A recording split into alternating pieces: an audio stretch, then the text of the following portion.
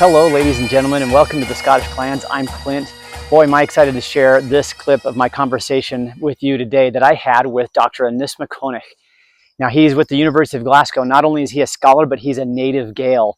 So if you have done any studying of the Scottish clans, even at a surface level, you understand how hard it can be for somebody coming from an English language background to look at these Gaelic words and have any idea of how to pronounce them correctly. He is going to help us with that. So not only will he help us understand how to pronounce them correctly, but also understand what some of these concepts meant. I'm really excited to share this with you. This will be one of several clips from our almost 2-hour conversation, which was so much value added to my life. I know that I've been studying this for a while, and I was pronouncing several of these words incorrectly, it turns out. So I hope this is useful for you. And if you're interested in this subject, you might also be interested in a trip we have coming up to Scotland, the September 8th to the 15th. And we're going to be traveling all throughout the Highlands and Isles, all throughout there, looking through the lens of the Scottish clans, because there is a certain level of historical appreciation that you can only get when you're on the ground looking at the places where your ancestors lived and at where things took place that were significant in their lives. So I hope you can make it. Click the link in the description for details, for a digital itinerary that you can, or a digital brochure with an itinerary on it that you can check out to see if this is going to work for you. But I'd love to have you along. And if that's interesting to you, something much easier and quicker to obtain are these Clandanas that I have, that are a bandana that are your clan's tartan on them. There's 100 ways to wear a bandana, or use it as a banner, or tie it around your dog, or whatever you want to do. And also I have these battle shirts, which have your clan's name on the front and their war cry on the back. So if that's interesting to you, also click the link in the description for that. With a quick word about my sponsor, I'll then kick you over to my discussion with Dr. Aonghas MacCoinnich. Thank you for joining me. Look, a lot of you are interested in the Scottish clans because of a genealogical connection to Scotland. But I'm really happy to say that I've partnered with MyHeritage, and MyHeritage has a lot to offer you to push back your family tree, to broaden this picture and help you to see the story of who you are and who your ancestors were. If you're just starting, you'd come up here to add family tree. This is what you do if you're starting from scratch. And it's super intuitive, it's super user-friendly. Enter in some basic information for your mother and your father. This is actually what I did do this to start off, even though I did something else later to import more names. But to start, I just did this and entered in my grandparents as well. And I found it very quick. The database is huge. It's like 33 billion files or access to names that you can drop into to try to find that. So if you're like me and you are the beneficiary of generations of people who've been working on your family tree and it is very well developed, then let me show you what else you can do that's really cool that MyHeritage is a feature with them. I took work that's already been done. It's already in Family Search. And I just imported, you can see this feature right here of sync. And I actually imported all of this work, this huge database, and I just pulled them over and they landed here. And now I've got this squared away family tree. MyHeritage answers some drawbacks about the Family Search platform. One of them being that if you have a distant cousin who's working on the same line that you are, they can actually willy-nilly get in there and change it. And so the cool thing about MyHeritage is you can get in here and lock this up and decide who has access to this and who doesn't. All right, check this out. I uploaded this picture of my ancestor. This is my grandmother's grandfather. Look at this cool thing you can do with this. Isn't that cool? It totally brings him to life, but not as much as this does. Look at that. Isn't that? It's like my great-great-grandfather is sitting in front of me, who happens to look a lot like me. So that's a really cool feature. And then another thing, MyHeritage has a really developed DNA component to it. Really cool things they're doing with DNA. This is something you really want to look at. So if you're ready to take your family history work to the next level, go ahead and scan that QR code or follow that link that I have posted and watch the story of your people unfold before you. It's about identity. It's about finding out your story. This is not just going to bless your life, it's going to bless generations to come. When we study Scottish history, and with my content specifically Scottish clans, one thing that we're interested in knowing, we see these names, place names, We see people's names, a lot of proper nouns, but also some ideas that are associated with clan society. And what we'd like to do is jump into some of these, and you have quite a good list of things to cover prepared, and I think this will be a huge value to us as we get to hear it from a native Gael, and we can understand how these are pronounced and the ideas, especially when we're dealing with the concepts, maybe a little bit of a explanation about what this word, not only how to pronounce it, but what it means and the significance of it in clan society. So I'll let you start where you want to start, and let's just move from there. Yeah, well, first of all, the thing, a good place to start maybe when we're talking about Gaelic and as opposed to English or Scots, is that Gaelic has a very different spelling system. So rather than the 26-letter spelling system that you're used to in English, you've got an 18-letter spelling system in Gaelic. So you've got combinations of letters which come together to make some sounds. For example, BH equals, or an MH equals a V sort of sound, and you get combinations of vowels. So when you first see written Gaelic, it might look quite different, quite alien, but actually once you get used to the spelling system, it actually works very well. So that's the first thing to say. The second thing to say is that part of the reason we talked about Gaelic's decline, part of the reason that happened really was the sort of way in which the status of the English language as a sort of language of business, as a sort of language of governance, language of trade, sort of gradually penetrated into all parts of life. So that has an influence on that had an influence on the recording of history, because history, as you know, is largely enthralled to surviving written documents. So a lot of the surviving written documents, and most of the surviving written documents from the clan period, from people who spoke Gaelic, are actually in Scots or English rather than in Gaelic themselves. Now, these people spoke Gaelic all the time. We know they were consumers and producers of Gaelic poetry, Gaelic song, Gaelic story, but the written records that tended to leave us are in Scots or English. So that's one quite frustrating part of the past when dealing with clanship and Gaelic. Gaelic was once spoken, but is once, but no longer be seen, because it's not left a paper trail, if you like. So that's one thing to bear in mind whenever you're looking at history and Gaelic in the Gaeltacht or Scottish Gaelic speaking area. That's good to know. So there's one thing that stood out to me with what you said there was that there's this discrepancy. We see things recorded one way and spoken in everyday life in a different way. And there's one particular clan or kindred that I've wondered about in that regard. I think that can often give us a kind of throw us off a little bit when we're picturing how that name actually sounds. And we actually kind of touched on this last time we spoke with McNichol and Nicholson, or Nielsen versus McNeil. And yeah, in Scots or English, or even in other forms in Latin documents, you see the name in one form, but they would have used in the Gaeltacht, they would have used the Gaelic version of that name. It wouldn't have been Nicholson, it would have been McNichol, or something close to that. We see the name de Moravia in a lot of the sources, and they're using a very Latinized version of the name.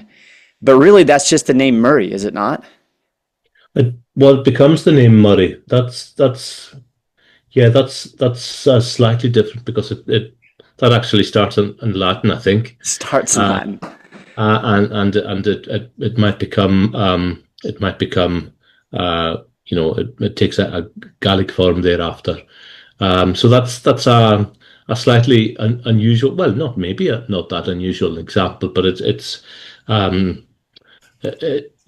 but certainly you get the one thing I was going to touch on later here too was that you get fixed surnames for the chiefs, the hierarchy of clans.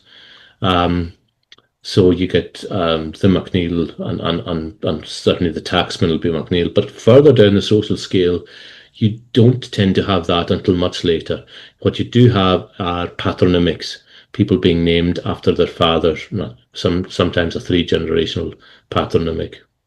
So you'll see that change. Some naming patterns. Okay, so you see that change generation after generation if they're using a true patronymic, yeah? Yeah. And so but in higher echelons, it'll be more of a fixed thing. So that lower down surnames can actually be could actually throw you off if you're trying to, if you're stuck in your head with this, people in this clan use this surname and your head's fixed there, you could actually be all over the place. Yeah. Yeah, because, it happened at different times in different places. But if you look at muster rolls, if you look at rentals, very often what you're getting is patronymics rather than fixed surnames. Fixed surnames tended to be adopted by those who had the privilege of an English education, and the fixed surname is really an English construct. Even though these people are Gaels. So something like Donald MacDonald, okay, I mean, that might be there'd be a Gaelic form hiding under that, but he would be known to his family as something slightly different than that. Whereas to an outside authority, fixed English surnames are what they want. They want English style surnames rather than barbarous Gaelic names. In fact, a Scottish chancellor in the early 17th century talked about unpleasant, unworthy, and ungodly names when he talked about Gaelic patronymic and naming practices. He just didn't like it. It sounded barbarous, it sounded alien, and he wasn't having any of it. What they wanted was a fixed English style, or Scots style surnames. And the names are a legal identity; it's fixed, and in a way that Anglophone authorities can understand it.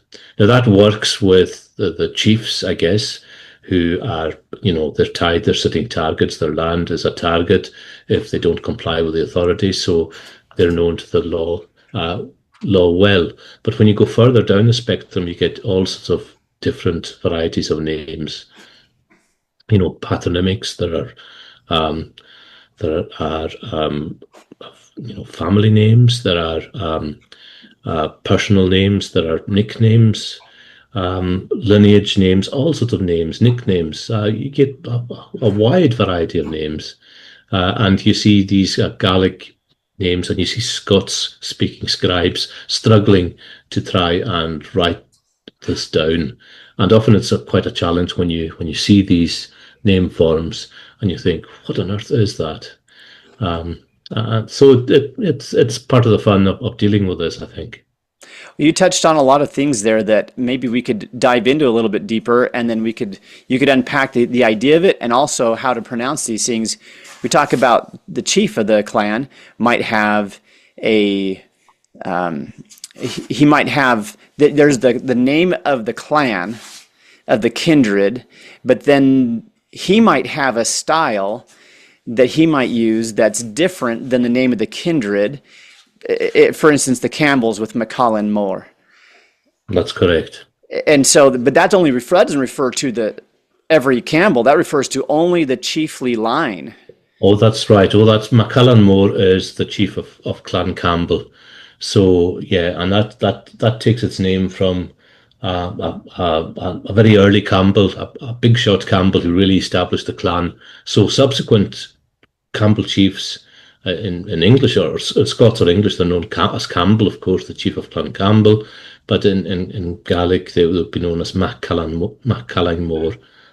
That's correct, and you get that with various other kindreds too. You got MacVic for the chief of Clanranald.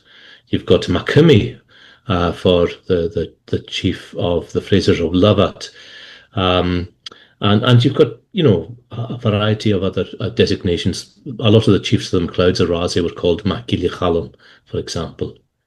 And you get that that's quite a common feature of naming practices. And so that was as the chief of that clan, that was a title that they went by. You mentioned MacShimidh, the son of Simon, right? Which Simon amongst the Frasers was a very prevalent name, a favored name, going back to some of their founding members of the kindred. And so they went. So in Gaelic, that sounds like MacShimidh, which that's good for us to know, because when you see it written, it's an SH. Yeah. Can you kind of talk about what that H does? It's more of an accent mark than it is a letter, isn't it? Well, it gets lenited after the Mac, so yeah, it just changes. It just shows the relationship between the different words. So we get Shimidh's the name, but MacShimidh is how you'd call the son of Shimidh. So Shimidh is how Simon sounds in Gaelic. Yeah, that's right. Sheem is the modern form of Simon. Okay, Sheem. MacShimidh.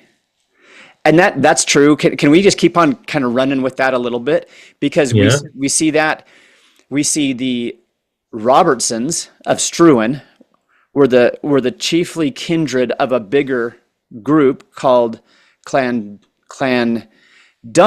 But so here's a question. Mac will trigger that lenition that you talked about, where you breathe past the initial but not consonant. in all letters. Not in all letters. I mean, there are some rules, so it doesn't necessarily with all letters. But yes, sorry, carry on. Okay, so Mac triggers that? Does clan trigger that? Because it's both genitive case. You're both showing possession. Yeah. Does clan do the same thing? It can, again, with certain letters. Okay. Yeah. Okay, so where my head's going with this is because if you had Clandana, is that how it sounds in Gaelic? Absolutely, yeah. That's right. So go say it again. So yeah, the surname in Gaelic is MacCoinnich for Robertson, but in Scots it's Robertson, or in English it's Robertson. Not Robert comes from Robert, King of Scots, I think. There's a Robert Riach. Riavoch. Say that again one more time. Riavoch. Okay. Riavoch just means grizzled. He's got I imagine he didn't do much by the way of grooming and had a big beard. Like he was a mess, but he helped capture brindled beard. Sorry. Well, he assisted in capturing the assassins of a king, and so he gets, he's a big deal. Yeah, sure. But the reason why they stood out to me is because we see, like with MacShimidh, we have MacCoinnich, but not just that you might see amongst that kindred, but you have a line of, I think it was the Campbells of Inverah, who were also descended from a Duncan, and so they went by MacCoinnich. How do you say it? MacCoinnich. Yeah. So we often get that because we're used to seeing names like famous actor Matthew McConaughey, right? Sure. Yeah. But we've kind of screwed up the cadence of it, where the emphasis on the right syllable. So you're correcting us. It's MacCoinnich. MacCoinnich. Yeah. I mean, to be fair, I mean, there might have been a parallel sort of name in Ireland. I really don't know. So where these MacConaughey's come from, I wouldn't swear by. So you get very different emphases coming from different sides of the Strunamerlia, or the passage between Ireland and Scotland. And so that actually Okay, so my mind wants to go down these different trails so fast, but I don't want to lose people. So maybe some other examples of. So we talked about where the actual chief, not the chiefly line, but like his family generally, but him specifically has a title like MacCailean Mòr, like MacShimidh. Talk about your own ancestors with the Mackenzies, and they had a unique nickname for their chief, which it was Caberfay. How do you? Well, Caberfay, yeah. I mean, Caberfay is a pipe tune, but that's all tied up with heraldry as well, because they're using Caberfay, which is literally the deer's antler, and that's the sort of symbol adopted by the Mackenzies very early on, actually.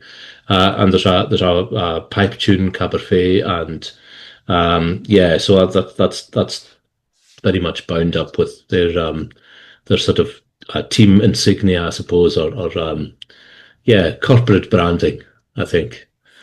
But you say it goes back a ways, though. Oh, it goes back probably to the 15th century. Wow. I would guess, yeah. And who knows before that? Who knows? But it's certainly, you can trace it all the way back to the 15th century, late 15th century. That's pretty early as these things go.